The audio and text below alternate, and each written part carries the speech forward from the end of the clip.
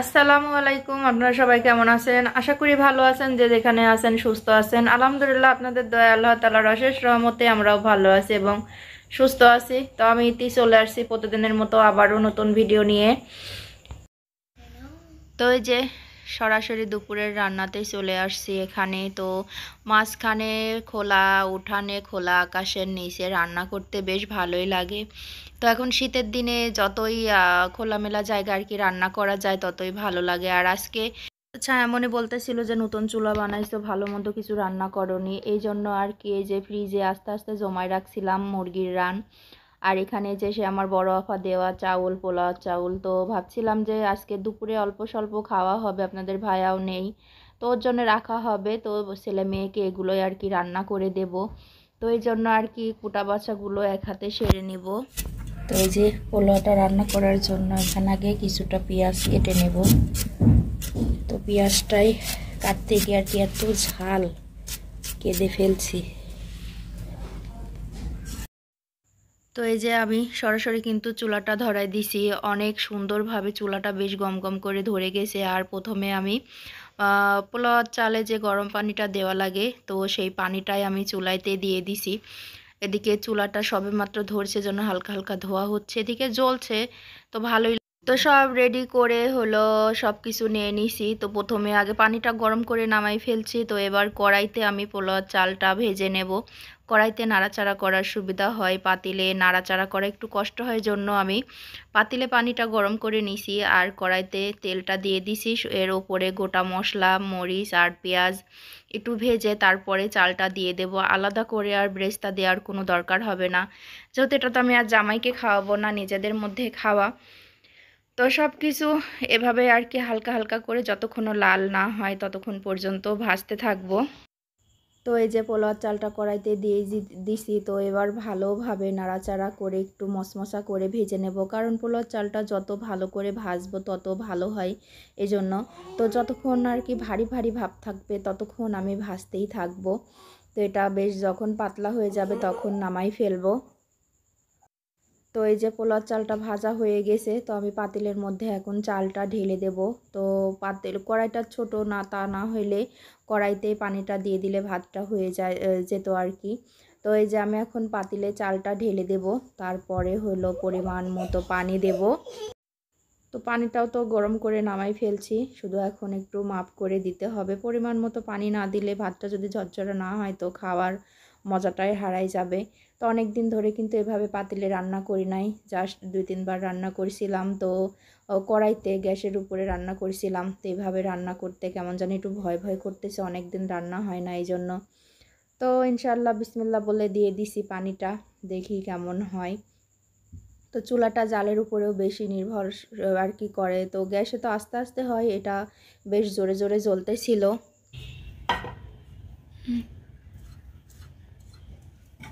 তো ওই যে এখন রানগুলো একটু ফেরে ফেরে দেব, তো এর মধ্যে নুন মশলাগুলো ঢোকার জন্য।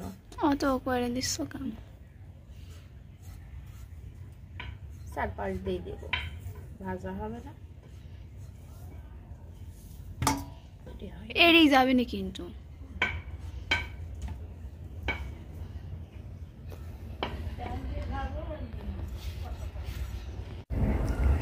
তো যে এখন এটা তো সব মশলা দিয়ে মাখানো ছিল, তো এখন ভাজবে হলো। ছায়ামণি ওর খুব শখ, তো দিলাম একটু রান্না করতে। কোনে দৌড় মারলো, ঠিকা ভালো করে ঢাকনাতে ঢেকে দাও, থাকবে জন্য কি আকারে করে দেখতে দেখেন, 3টা করেই ভাজো। হ্যাঁ দাও, ওই পাশে দিয়ে দাও। এত জোরে দিলে কি হয়? যে রানগুলো বেশ লাল লাল করে ভেজে ফেলছি, দেখতে কিন্তু অনেক কিউট দেখা যাচ্ছে, সেই লাল হয়েছে ভাজা। তো তানভীর কিন্তু ভাগ করে ফেলছে, এই 3টা আবার দেওয়া হচ্ছে। এই 3টে একটু ভাজা কম আছে, এগুলো আবার দেওয়া হচ্ছে।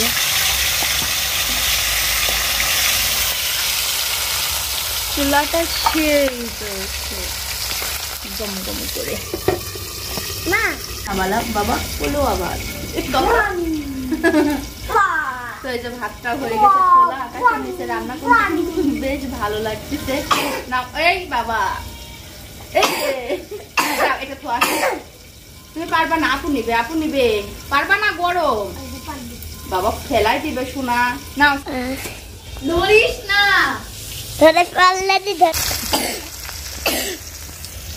তো এই যে রানগুলো ভাজার পরে কিছু বড় বড় আলু বেশ দুমদুম করে ভেজে নিয়েছি। আর এখানে তানভীর খাওয়ার জন্য খুব মানে দেখাচ্ছে। তো এখনো তো রান্নাটা পুরোপুরি ভাবে হয় নাই, যেহেতু অল্প একটু মেলা হলে তো দেওয়া যায়। তো পেঁয়াজটা বাদে, হ্যাঁ হবে বাবা, পেঁয়াজটা বাদে একটু ভেজে নিই, তারপরে দিব। যেহেতু এখনকার পেঁয়াজ, নতুন পেঁয়াজ একটু সিদ্ধি হয়ে থাকে, একটু লাল লাল করে ভাজবো, তারপরে বেটে রাখা মশলাগুলো দেব। তার আগে যে বড় বড় কটা কাঁচা মরিচও দিয়ে দিব। আমার এই মরিচ খেতে অনেক ভালো লাগে।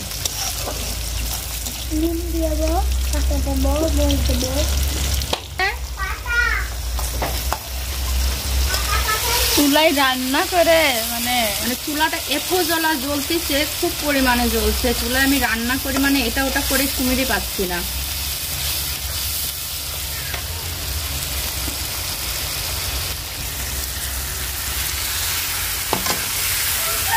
তো আগে ভালোভাবে মশলাগুলো কষাই নেবো। এদিকে মোরগ ডাকাডাকি করতেছে, মোরগটা 2টা।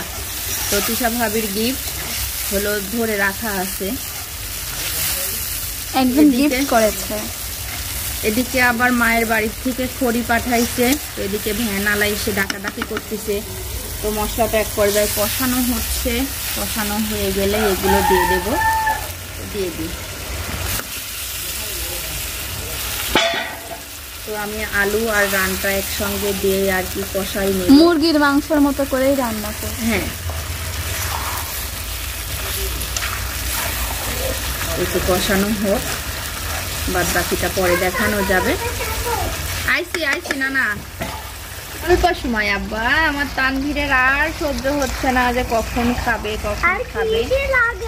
খিদে লাগেছে। তুমি হাত মুখে বসে যাও। কি করি কয় শুনলেই মায়া হয়, জানেন না আমার তানভীরের দিকে তাকাইলে। তো ওই যে মাংসই বলি নাকি, রানগুলো বিরিয়ানি না বাবা, এগুলো রান, আমার পছন্দ লেগ পিস।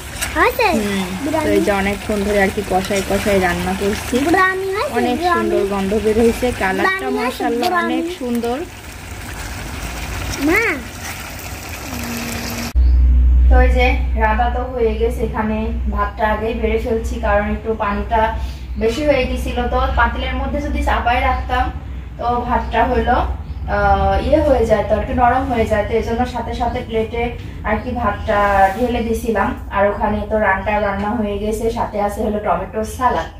আর তারপরে হলো রান্না করছি এই যে মসুরের ডাল আর সাদা ভাত আছে। তো আপনাদের ভাইয়া আবার বেশি একটাই পোলাও ভাতটা তত খায় না, তেল দিয়ে ভাজা। এজন্য ওই যে এখানে সাদা ভাত করছি আর হইলো মসুরের ডাল। তো এখন খাবে আর রাত্রে খাবে, তো রাত্রের জন্য আর কি মসুরের ডালটা রান্না করছি। তো তানভীর বসে পড়ছে, তানভীরকে আগে দিব। এটুকু তো খায় নাকি,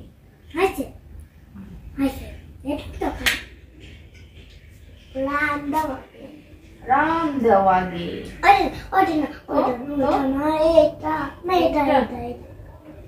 সবগুলো একই বাবা। তো ছোট হলে ও বোঝে কোনটা খাবে, পছন্দ। ডাল আগে এটা দেখ, গরম ডাল দাদা দাও আম্মা, দাদা। হ্যাঁ দেবো। তো আগে দাদারটা খাইনি, তো তার আগে আবার শ্বশুর ওই ঘরে বসে আছে, শ্বশুরকে একটু দিয়ে দিই, খাবে মুরব্বী মানুষ। মুরব্বী বয়স হয়ে গেলে মুরব্বী বলতে হয়, যেমন তুমি এক মুরব্বী। মুরব্বী নাম ভালো।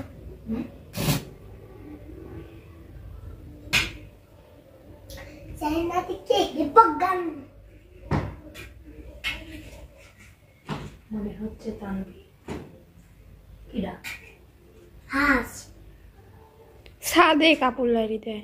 এটা তোমার দাদার দিয়ে আসো, গরম মাথায় দাও। খাবার ছাপের মাথা নাই, তো এই যে এখানে ডিম কি পারেছে মুরগি পারেছে। আমি মনে করলাম এ পারবে নাকি। মোরগ ডিম পারে? ঈশা ভাবির গিফটের মোরগ পারতেও পারে, যে দুই মানুষ, যে মানুষের মুরগি আগে আসছে, মোরগ আগে।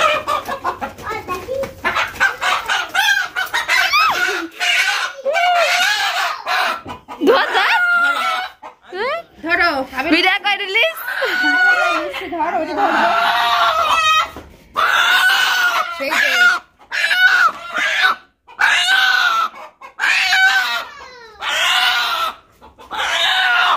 যে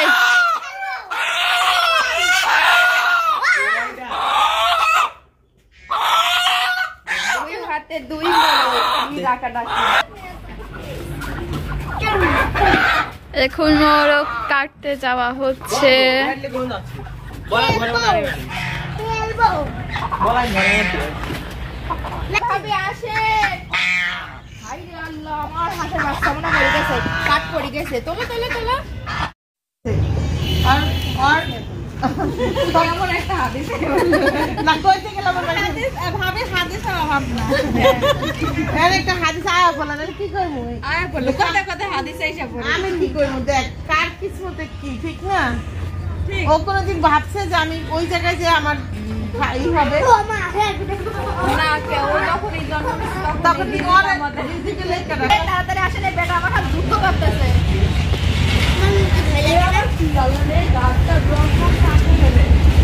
ও দিন